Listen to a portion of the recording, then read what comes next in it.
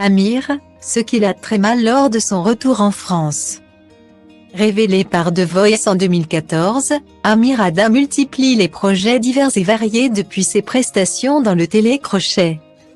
Cette hyperactivité a longtemps été mise à mal lors de son installation à Paris, comme il a pu le raconter au JDD. Avec un CV pareil, Amir Hadda appartient à la catégorie des hyperactifs. De ceux qui ne supportent pas l'oisiveté des dimanches. Ses grasses matinées et ses brunchs à pas d'heure. Après la scène et les studios d'enregistrement. L'artiste révélé par The Voice a décidé de brûler les planches pour incarner le destin extraordinaire d'Alfred Nakache dans Sélectionné.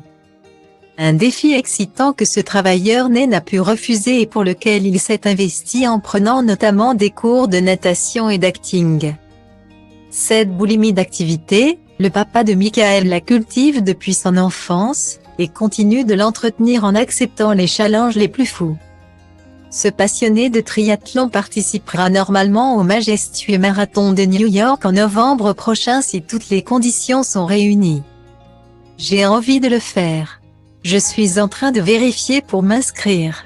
J'adorerais le faire. A confié celui qui voue un véritable amour au sport. Encore faut-il que l'entourage de ce téméraire suive le rythme effréné de ses plannings chargés.